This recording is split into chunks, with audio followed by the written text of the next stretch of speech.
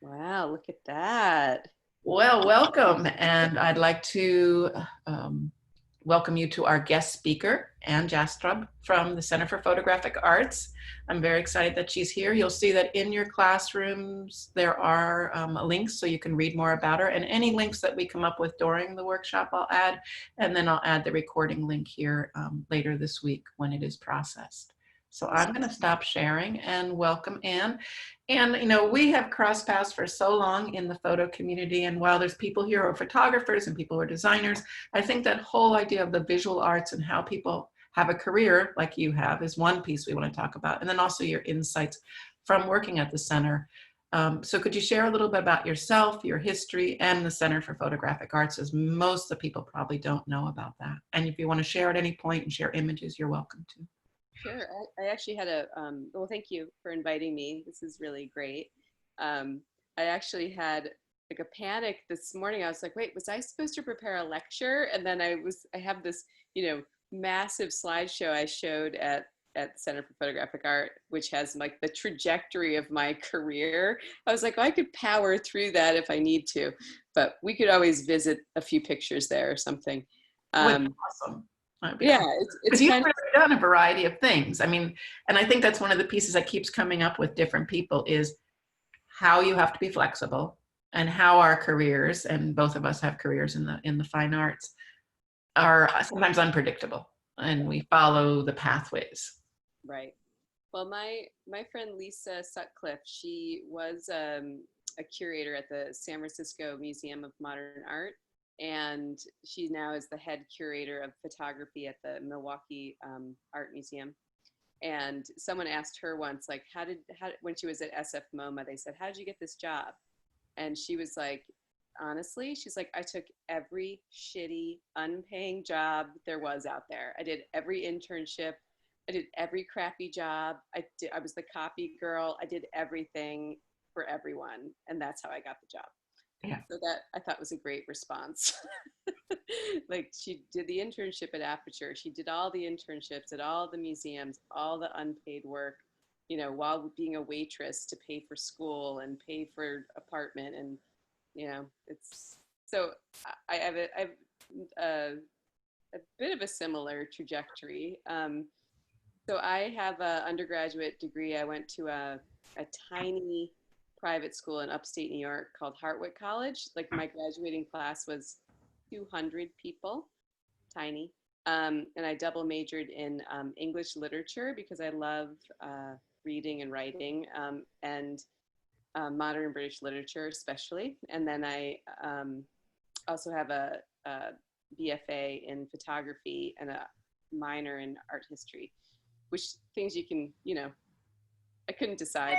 And then I ended up getting a full fellowship to go to graduate school in photography. And I did not get the same offers to get my master's and PhD in English. So I thought that was the universe telling me, oh, I should go into photography because it's free.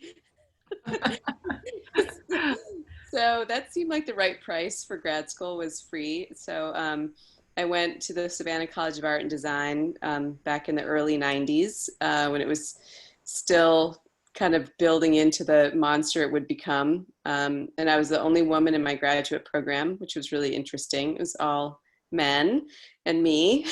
And I guess that's changed a bit now. But from graduate school, so when I was in graduate school, and this is also how, life happens, it was the early 90s, and Photoshop was just being offered as a course you could take, and there were no layers, and there was no, so you would work on some file and then you'd make a mistake and there was no undo button. You couldn't, I was like, forget it, this has got to change. And so I decided in graduate school to concentrate in historical processes. So I still ended, I can see, should I answer the chat too? No, I'm taking care of the chat, so you don't have to. I'm telling them they can put their questions in the chat. Yeah, throw them in anytime. I'm just rambling, so interrupt me at any time. But so I actually still shoot a wooden view camera. I never embraced the digital. I'm like a master darkroom printer. I can print platinum and silver and most of those other historical processes, but I love platinum the most. It's like the king of all the processes for me. It's my personal favorite. And I never wanted to make a digital negative because it was so awful making those negatives back in the 90s where you had to have like, you know, inter-negative to the inter-positive to the and then it was so many layers that you get dust on that I was like, oh, forget it, I'll just shoot a big camera. So I just kind of stayed that course. And I also love and still love, I loved so much Emmett Gowan's work. Like he's the reason I became a photographer. So if you don't know his work, definitely have a look. Definitely. He's so my work is a similar vein. It's like I would call it a personal documentary with a view camera. And there are a couple of photographs. Do I have a couple photographs? Yeah, let's share your screen and let people see a little bit of what you do. Okay, it might take me a moment. That's fine. So I'm going to add what I'm adding to is a link to something about Emmett Gowan, so you can see his work. And then we'll build this out so it goes into that page you saw eventually. Okay, let me see if I can pull up a few images. I should have been more ready, but no, it's okay. You know, it's interesting because I do remember those days when, and some people here are going either have taken Photoshop or will take Photoshop with me, or will have at least an introduction to editing with me before the end of this year. And it is amazing what was the early versions of that tool.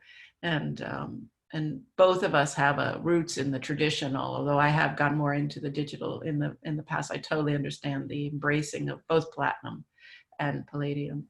Yeah. I dug up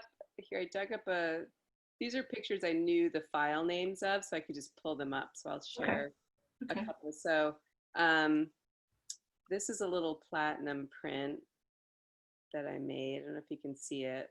Yeah, that's actually on the article that I linked to on Lens Scratch. On the Lens Scratch. Yeah, I love this image and just the tentativeness of the hand reaching and the tree kind of reaching at the same time. It's just makes my heart go. So thanks. Yeah, that was so part of my trajectory. So after I finished graduate school, I went up to Maine. I got a teaching job at the Maine Photographic Workshops. Here's a picture I took in Maine. And so I shoot a lot of landscapes too of where I'm living.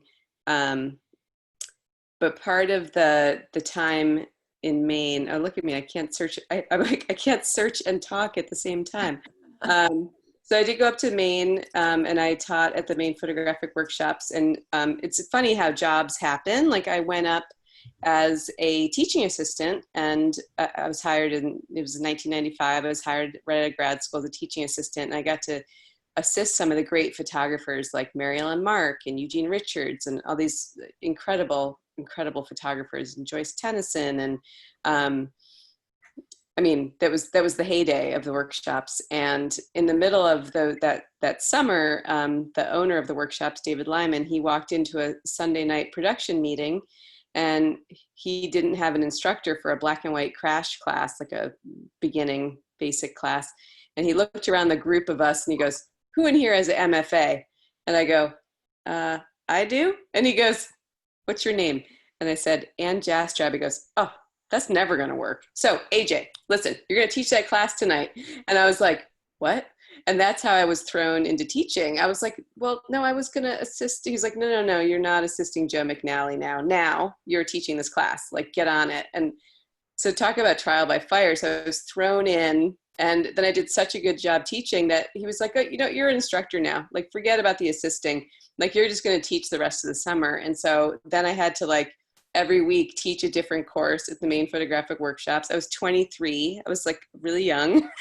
And I was like, holy shit, like so stressed. But it was really an amazing opportunity that he offered to me. And then at the end of the, I'm going to share one more picture. At the end of that summer, this is one more. And maybe you can tell by these pictures, I was kind of obsessed with like fertility and feminine things. So this is everywhere I looked, there seemed to be these little, as Ruth Bernhard would say, the seed pods. The seed pods, yeah, they were everywhere.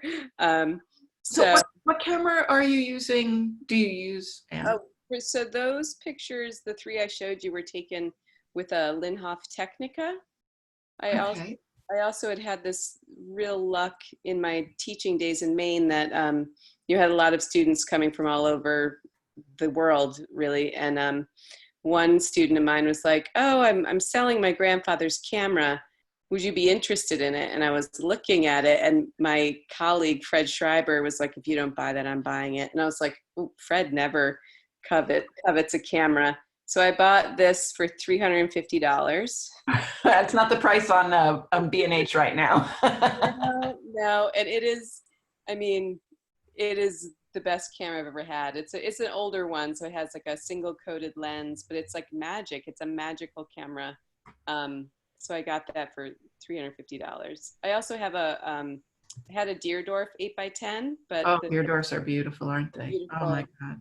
But I found with I wasn't as good as composing on that big of a ground glass, so I also have a little Wista cherry wood 4x5. And that's like a beauty. Like if you ever want people to pose for you, you just bring out that camera and the little brass fittings and the cherry wood. People are like, "Oh, I'll do whatever you say." So that's really great. But anyway, so I was teaching in Maine, uh, and it was great. And I did so David, at the end of that summer, he was like, "I want you to stay on and be resident faculty." And Mary Ellen Mark was like, "No, she's coming to New York to be my assistant." And yeah, is that the Deerdorf? It's a Deerdorf. Yeah. I found it on eBay. Yeah, it's a beauty. So it's a very different way of photographing. Yeah. But I'll let you continue your story. Sorry. Oh no, it was great. So Mary Ellen Mark and David Lyman got in a fight over me, which I love.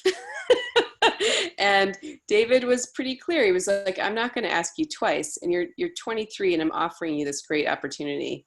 And I thought, well, I'll teach for a year, and then I'll go be with Mary Ellen. And of course, then I had a career in teaching, and I never went to New York to work with Mary Ellen. So that's what happens. But Mary Ellen, she and I were, until her death, we were still really close. And whenever I would have a former student ask me, "Do you know anyone in New York who I could assist for?" And if they were a great student, I would call Mary Ellen and say, "Would you take this person on?" And she always said yes, like sight unseen. She said, "If you vouch for them, I'll take them on." And she was a tough cookie, but she honored me, for 30 years. It was pretty amazing. And I think about how important her documentary work was, which some people may not know. Some of you are looking for someone to write your photo paper about, and she could be an amazing choice. She's so inspiring. Really incredible. So you taught in a number of places, but now you're in curating and. Yeah, so part of what happened with my time in Maine, because Maine at the time was and it still is, a small community, is that when I signed on to be resident faculty, that also meant like, "Oh, you're running the gallery."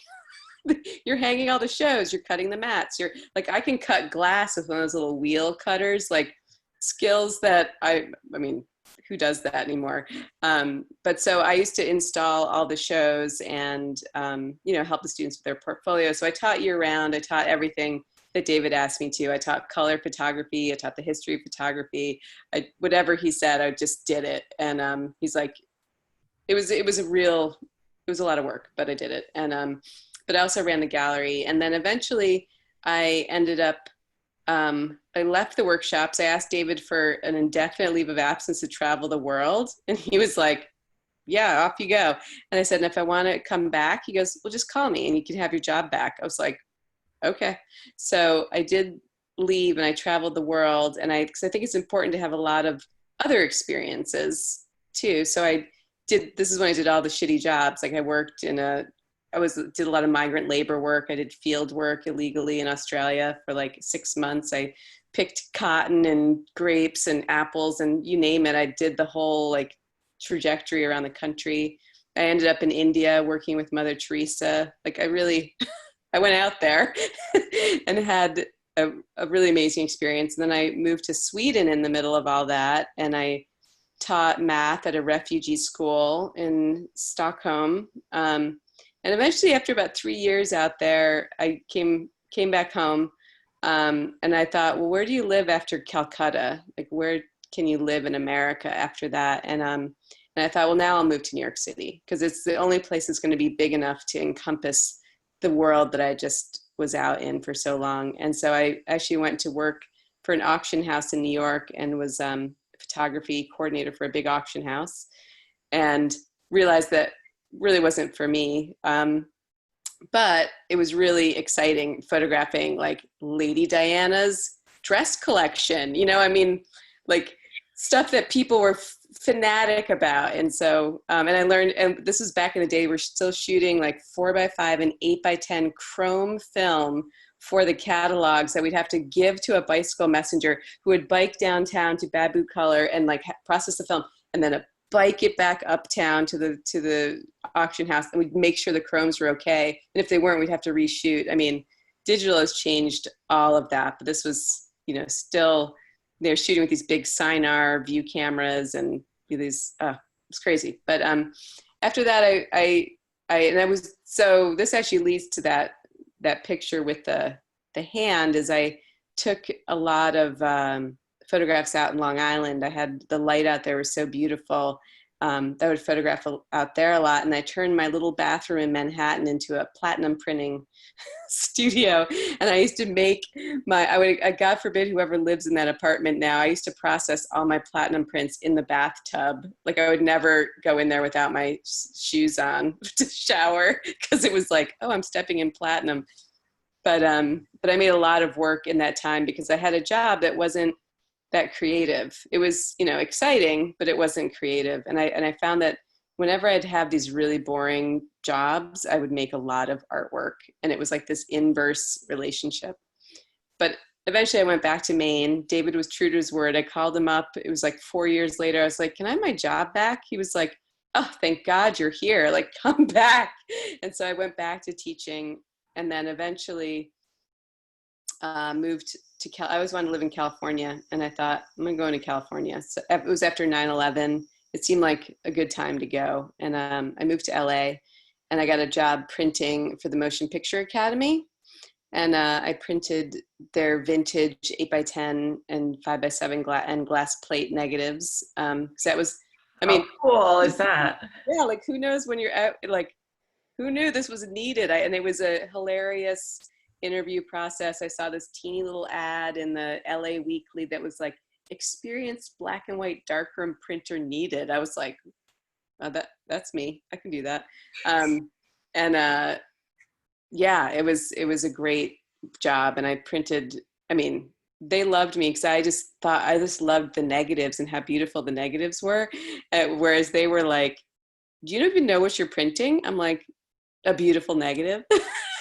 And they were like, no, my God, that's, you know, Buster Keaton. I'm like, who's Buster Keaton? Like, I didn't know who anybody was. And so they loved me because I was never going to steal prints because I didn't know what I was printing.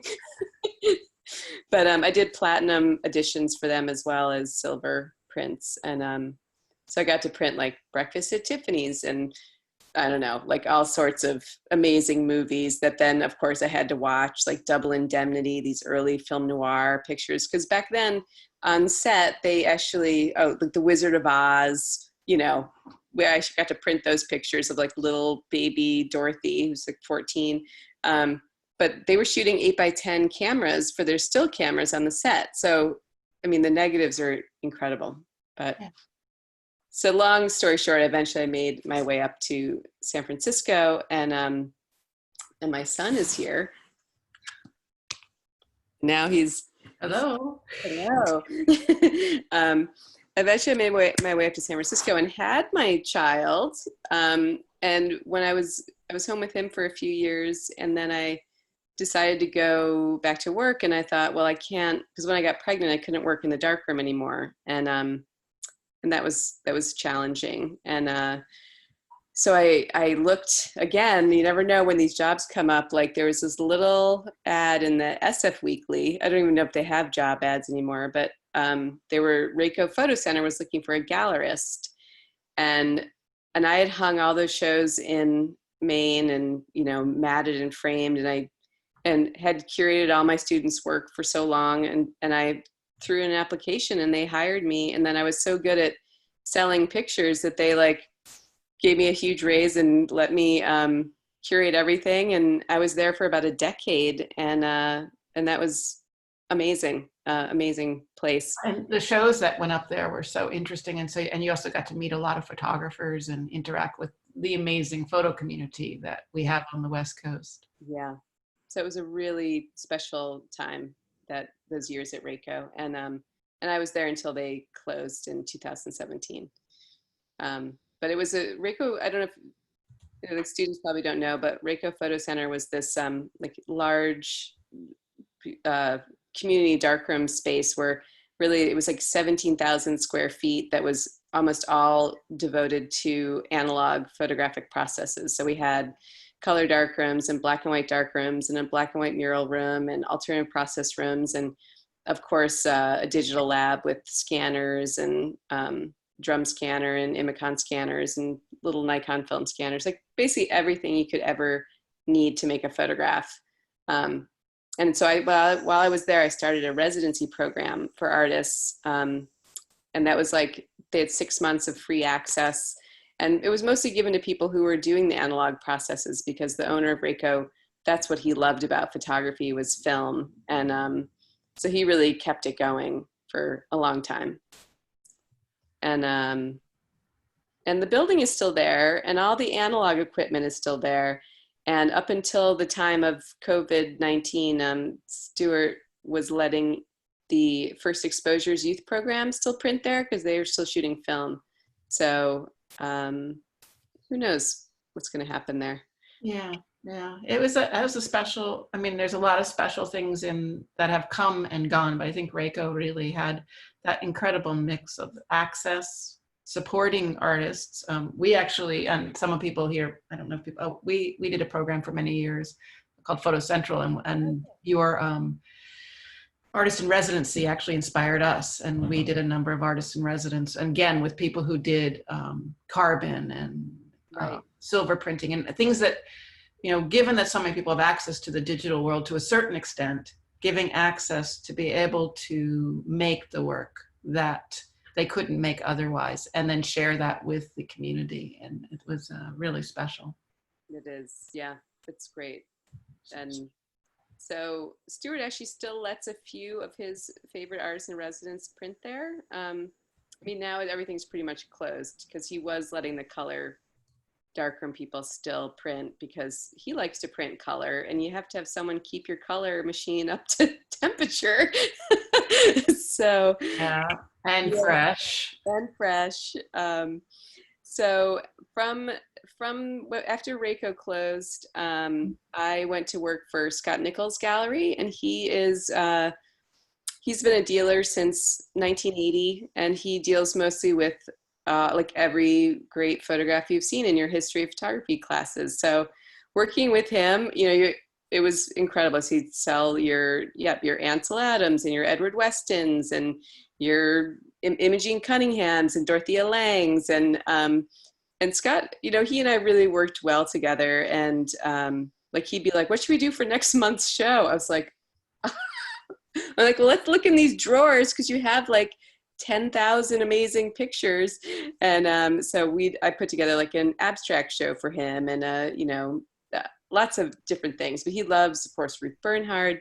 We did women's shows with all women photographers, and it was really good. And he pretty much, like, friends of mine from graduate school came to visit, and Scott was like, oh, who do you like? And they were like, oh, I love like William Egerton. And then Scott's like, just open that drawer. You know, he opens a drawer, and there's like every great William Egerton. It's like, oh, there's the card going through the bullet. There's the milk drop. There, yeah. We just had, and some people just had this in because we just did a thing on movement, and this is the, you know, Ruth is one of our I have a photographer of the week, and Ruth is one of our photographers of the week. Good. So it was kind of like a dream come true to work there and get to handle almost every picture I'd ever shown in my history of photography classes. I mean, he had a big stash of cortèges at the time. I mean, like so many images, like I had just spoken about in my lectures, and then here I was holding them and framing them, and then I'd also, because Scott is such a wealth of knowledge, I'd get to hear about, these secret stories about Ansel Adams. Actually, Ben Nixon was one of my students in Maine at the Maine Photographic Workshops, and then he was artist in residence at Rayco. He printed these huge mural prints at Rayco. And again, back to that idea of the analog, the work that is not digital. Yeah. So Ben's interesting that he shoots ambrotypes. So he shoots glass plates, and then he takes the glass plate, puts it in the mural enlarger, and then makes a silver print from the collodion plate. Yeah. So this is a really neat place to explore, and the link is in the chat, and it will be on the page too.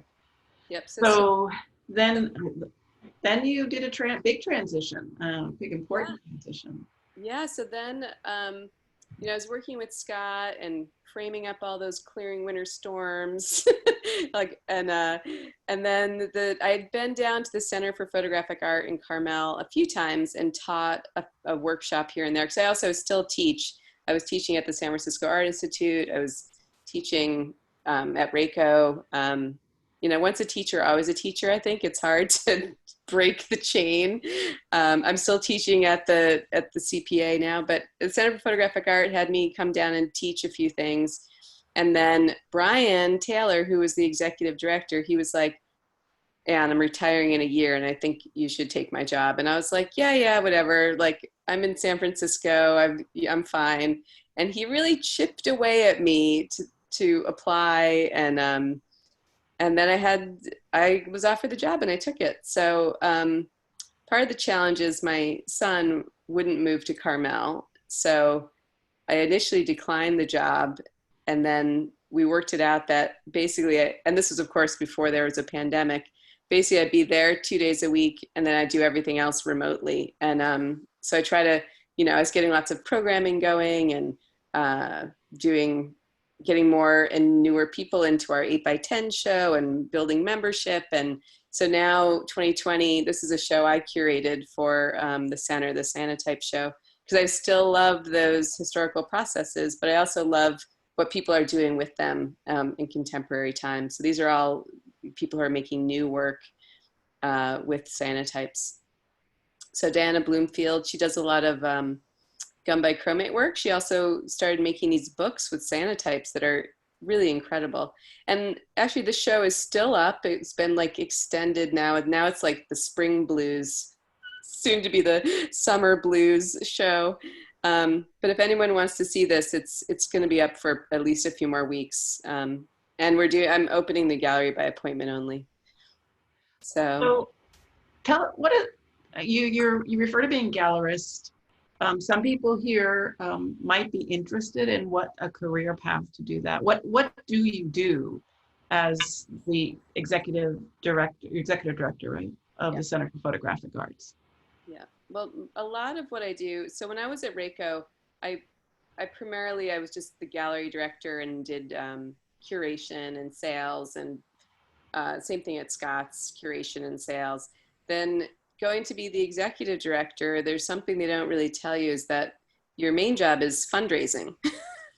So I've had to put on that hat, and every night before I go to bed, and this is the not fun part of my job, is every night before I go to bed, I like email my friends and ask them to give me money. So it's ruining my friendships one at a time.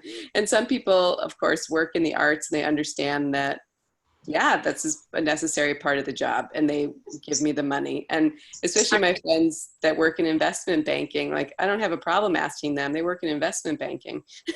But I ran a number of photo auctions for as fundraisers, and I realized if I only saw my photo friends when I was asking them for artwork for our photo auctions, or asking them to come and buy artwork at the photo auctions, there was a problem. But same kind of thing. Yeah, you got to balance it. So I'm actually, before I took over as the executive director at CPA, I've been on the boards of Photo Alliance for like 7 years, and I left them. And I'm on the board of SF Camera Work still in the city. And then I always help First Exposures, the youth program, with their fundraising and their auction. And I'm on their, I mean, I've done a lot of nonprofit work. And so I think when CPA hired me, they figured, oh, well, she's got the experience of a curator and she's a teacher, and we know that, and she can do fundraising. So now I'm doing it all. And now I get to do it all in my sweatpants. If you saw the lower half of me, it's, yeah, working from home. You're not alone there. At least I took off my robe for our meeting. Yeah, so Photo Alliance, I just saw you put the link up. It's gonna be interesting to see what happens with them, because they had an affiliation with the San Francisco Art Institute, which is closing after 150 years. I know people who taught there, and I know people who were my students who had transferred there. And it's just, it's yeah, it's difficult times. So it's an amazing organization. Amazing, yeah. So some of the things, I open it up. Anyone who'd like to write some questions, just do a question mark, 2 question marks, and then write your questions in the chat if you have any. When we think about the people in the class and you think about how you started out, what one piece of advice would you give to people in the visual arts who are just starting their career? I mean, I think I've heard it in what you said, but maybe you could just articulate it specifically. What one piece of advice would you give? Be really nice. Don't be a jerk. Mm-hmm. I mean, it doesn't matter how talented someone is. If you're a jerk, like, I won't work with you. And that's something that I learned as the art student. It's like, I wanted to be the summer intern. I wanted to be the summer teaching assistant. And so, yeah, I'll like scrub the printing press with Comet today, all day. Yeah, do that. So, you know, like, I was very nice and very supportive and very helpful and nice. That was, I think, the most important thing. And I think if you want to be, I guess it depends what you want to do. Like, I always wanted to be a teacher.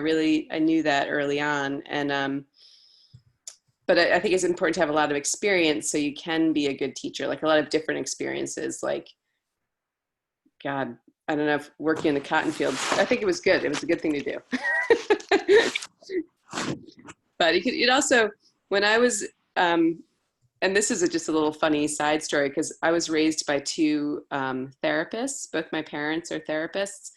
And when I was 18, after I'd finished my first year of college, I didn't really fit into my college. Like, everyone was really rich and I was a scholarship kid, and you know, what was I doing there? And I was having trouble finding my friend network and, you know, my people. And so I came home for my first year of college and announced to my parents that I was quitting college and that I was going to go to NTTS, which is National Tractor Trailer School.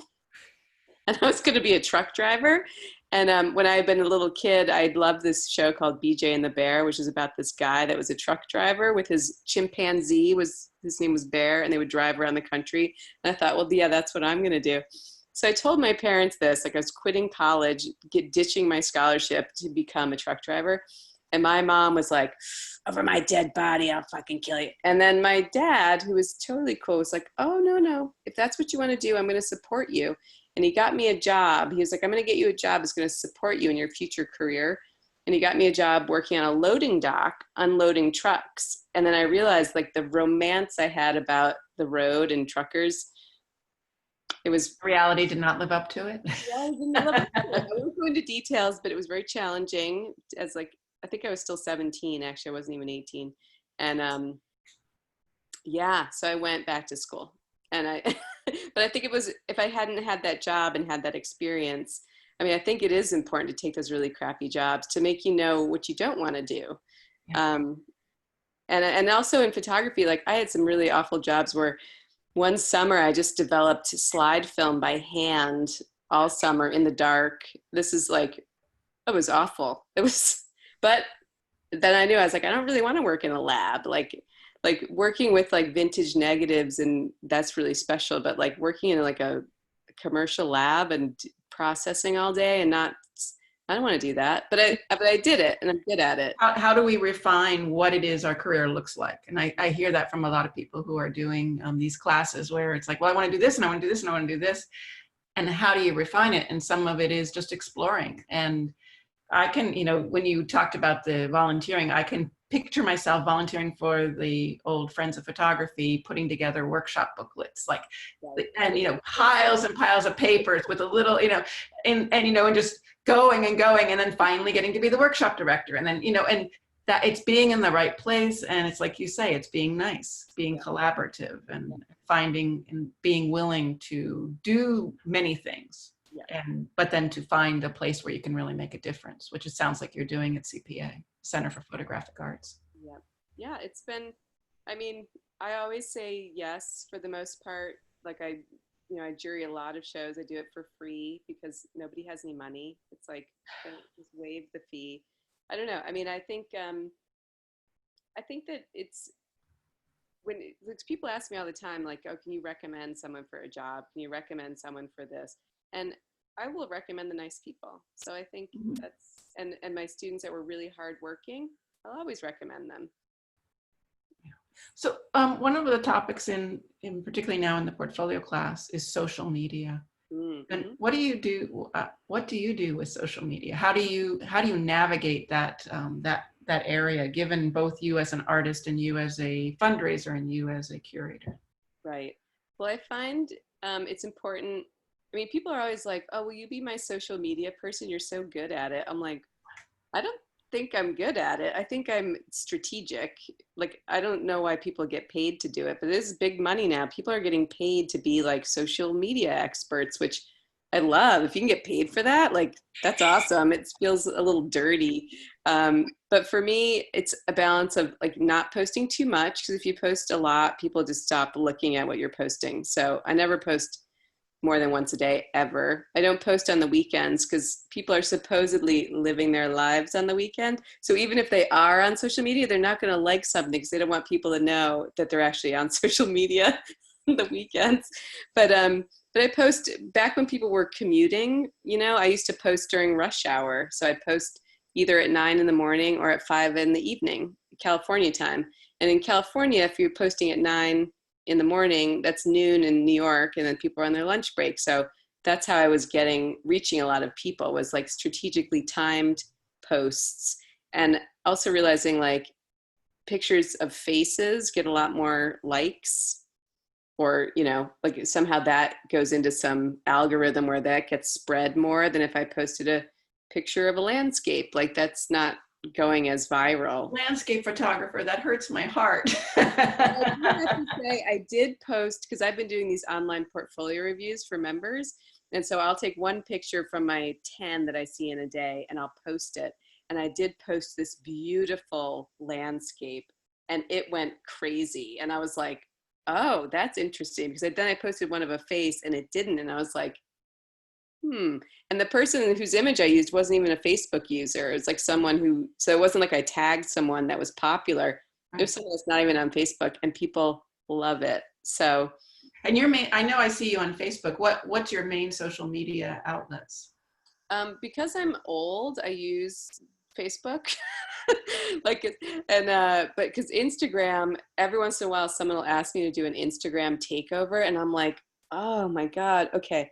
And when I was teaching at the San Francisco Art Institute, I would be like, anytime I would do an Instagram post, I'd have to ask my students, I'm like, hey, okay, now when do I use the hashtag and when do I use the @? And they were like, oh my God, give me your phone. And then they'd be like, boop, boop, boop, boop, boop, boop, boop, and then have like 16 tags. I was like, what does that mean? They're like, don't worry about it. And then they'd put it out there in the world. So somehow, because of them, I got some followers.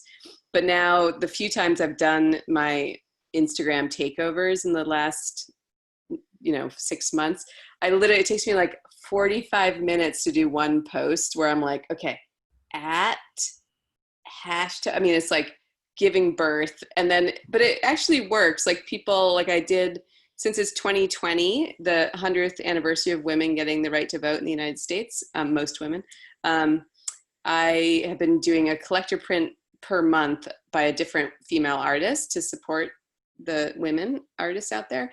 And when I did my Instagram takeover for the Women's Photo Alliance in New York City, all the prints sold. So I was like, oh, this does work, as painful and awful as it is. And it's funny because a lot of people my age, I'm 50, they agree. They're like, oh my God, Instagram is like so hard. But then other people think Instagram is so easy. But I find that like Facebook, I can do like drunk with one eye open, like, here's my post. And then it's like, oh, that was easy. Whereas Instagram, I really suffer. So those are my two. I don't use Twitter at all because there's a certain person that's on there too much whose name will go unmentioned, one of our leaders. So I'm not on Twitter. I can't go there. So just Instagram and Facebook, but really just Facebook. And then, you know, I make my posts shareable. So if someone wants to share it, like a call for entries or, you know, or a lecture or whatever, like share away. That's great for everybody. So does anyone have any questions that they'd like to ask? Maria, you want to take on microphone, turn on your microphone and speak?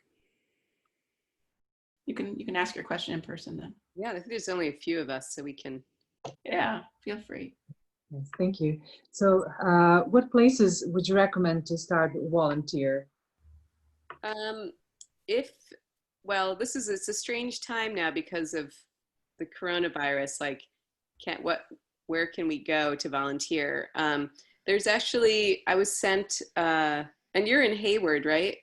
No, most of these people would be somewhere in the Bay Area, but they can be anywhere. Maria, where are you centered? Yeah, Sunnyvale, Bay Area, actually. Sunnyvale. So like SF Camera Work, they're always looking for volunteers, and volunteers there, they install shows, they help at the receptions, they pour wine, but of course, we don't know when there'll be any wine pouring. CPA in Carmel, like we always need volunteers, and that's to set up AV equipment and for lectures, and again, pour wine, work at receptions, as a docent in the gallery. I think that the San Jose Institute of, what is it, SICA? San Jose, help me with the acronym. The San Jose Museum of Contemporary Art, that they have volunteers. I think SF Camera Work needs like people to do some online volunteering. Like everybody wants a social media intern, except for me because I don't believe in it. But people are always asking me, can I be your social media intern? I'm like, no, maybe, I don't know. But people are always looking for that. If Reiko was still open, I would send you right there. And I had so many great interns, and our interns, we actually at Reiko, for every hour that interns volunteer, they got an hour of free access, which when you think about like the Imicon scanner was at the time like $50 an hour to rent, that you could volunteer for an hour, you know, mixing chemistry and then do that or something. Yeah, I think we're going to have someone come talk about internships from the college a little bit later, but I think there's going to be challenges. I think that there will be some online internships available. And then as organizations are opening back up, you know, we're going to have to all network and share when we need people, as Anne would know, and on the other side, for people who are looking for things to keep those connections going, because it's just what you said, Anne. When you know somebody and you go, oh, I need someone today to do fill in the blank, since you had the connection, then you're able to call on them and give them the experience and the opportunity. Yeah, I put Sika in there, and I already have SF Camera Work. We don't know what's going to happen with any of these art. I mean, one of the big things right now in the Bay Area is what's going to happen to the arts. And there's been a couple of really interesting shows on Forum, had an interesting show talking to different artists and what's happening with them. And I think they're going to need volunteers even more for those that overcome and come out the other side of this challenging time. Yeah. I mean, the places that, I saw on the Monterey, I guess I get a mailing called Carmel Rising, and it's basically like what's happening with the pandemic. But there was a list of places that needed volunteers. And of course, none of them were arts organizations. Like the food banks need volunteers desperately right now. But, you know, I think it goes back to what you said, doing whatever comes, because a lot places like the food banks may let you do something with design. They may need a flyer, or they may, you know, so going out there and asking the question and then helping to find the answer rather than wait for the answer to find you. Right. And if you have other volunteer experience, it's easier to get another volunteer job or internship. If you're like, oh yeah, I was a volunteer at the food bank. Like I would hire someone who's a volunteer at the food bank tomorrow, because that I think is really important and brave work right now. Right. Any other questions or, oh, so Jackie, Angeles, do you want to take off your microphone and ask your question, Jackie? Yeah, you mentioned you traveled. Was this for teaching or just something random you tried? I'm from a really small farm town in upstate New York, like a tiny town that's not even on a map. So like cows and corn and apples, and I always wanted, who's there? I always wanted to travel. Like my biggest fear growing up in that place was that I would get trapped there, and so I was determined I would travel come hell or high water. And so I mean it's a very long story, but I ended up like meeting this Swedish man who was like, run away with me, and I was like, oh, okay. And so I actually bought a one-way ticket with him to Australia, and I only had about $200 after I bought the one-way ticket. I had $200 left in my savings account, which I think I spent in like a weekend in Sydney. I was like, now what? And my Swedish boyfriend, we're still great friends. He married a girl from San Francisco and lives down the street from me and has a kid the same age. It's so weird. But anyway, we didn't end up together, but because I think we lived in a tent together for so long, it wrecked us.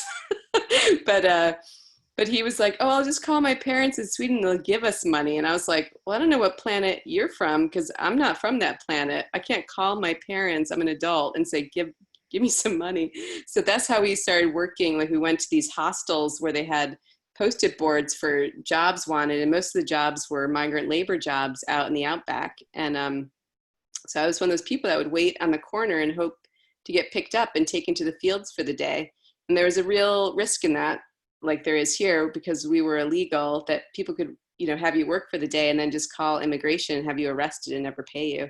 So we were in these, I mean, it is an amazing experience. So we would have these immigration busts and we'd have to dive into irrigation ditches and like run and not get arrested. Because in Australia, they'll deport you from wherever they find you. So if you get arrested in outback Queensland, even if you have an outgoing ticket from Sydney, they're not going to send you to Sydney. You're going to have to get the money to get out from wherever they caught you. And then you can never go back to Australia again, which for me is fine. I'm never going back.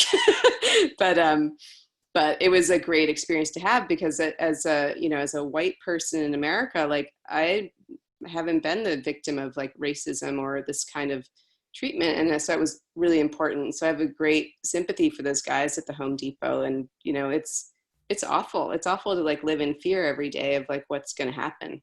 And we lived in camps and tents where they would come and do immigration busts in the night and sweep and arrest people. I mean, so Australia began the journey, and then I raised enough money picking apples to fly to Southeast Asia, and I was there for about 7 months. And I mean, I worked a lot of really shitty jobs. I worked in a potato sorting factory where there was an immigration bust, and I was the only one that made it out because I could fit through the window. Everyone else was arrested.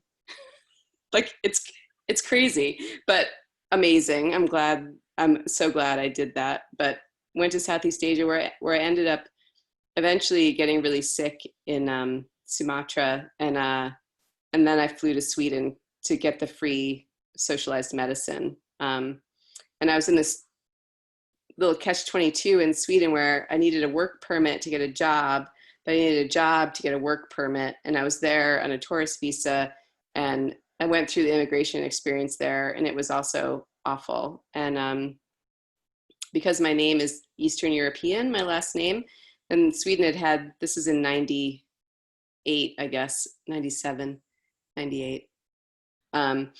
Sweden had this huge influx of Eastern European immigrants. And so they saw my name on the application. They kept losing my application. I'd call them and they'd be like, oh, we don't have your application. And I'm like, I have to send it again and send it again and send it again. And then they try to deport me. It's like, and then I finally had someone who would give me a job teaching at a refugee school. But then I found out that she was going to call the Invandrarverket, the immigration, and have me deported instead of paying me after I'd worked for free for her for all those months.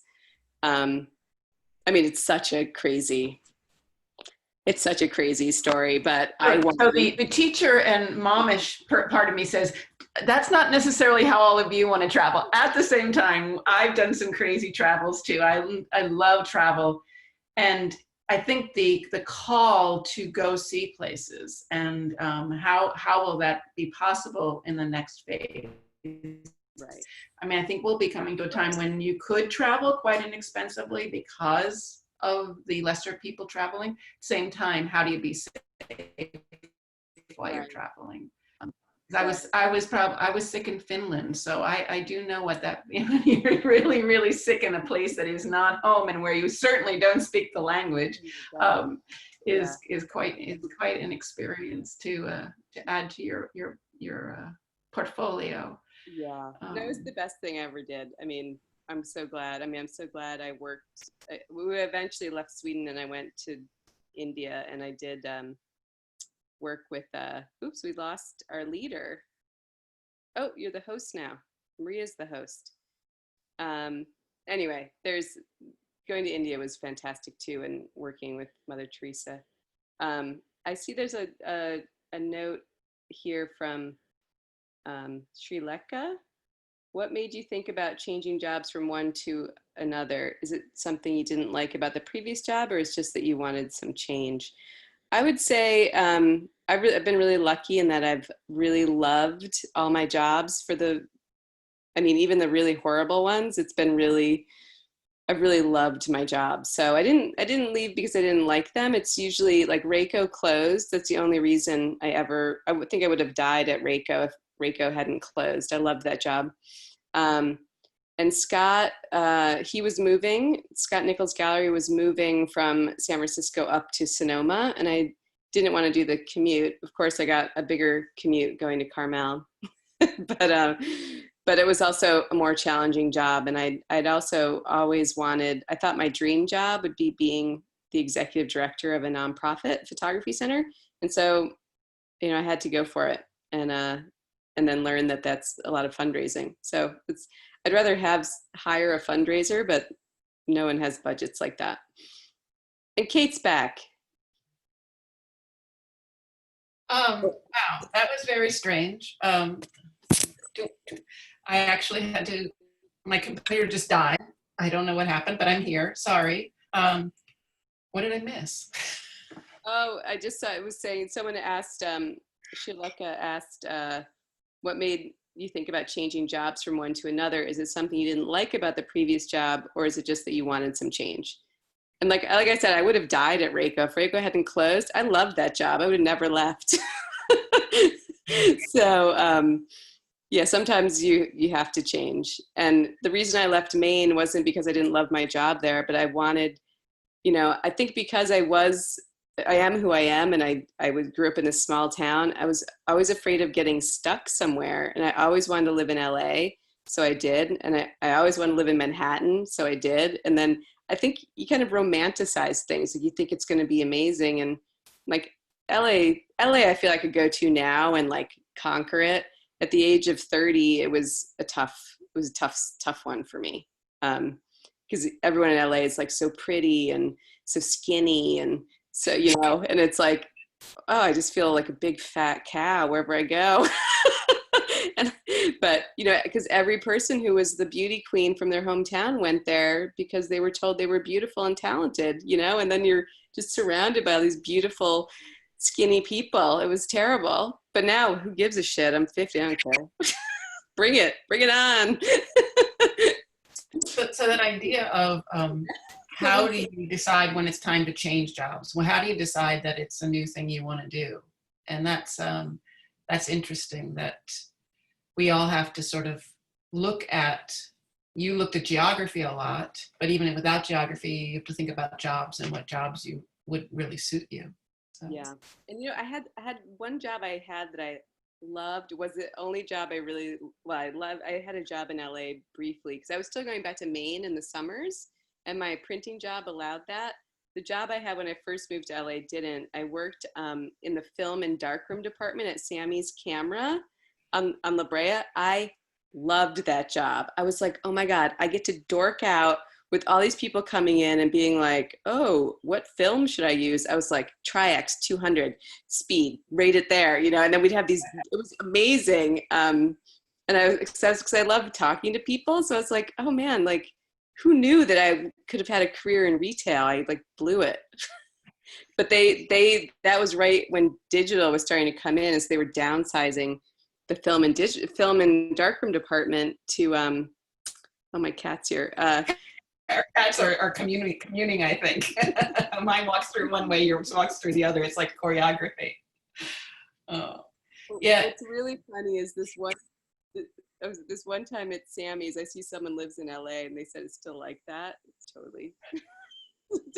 But one time when I was working at Sammy's,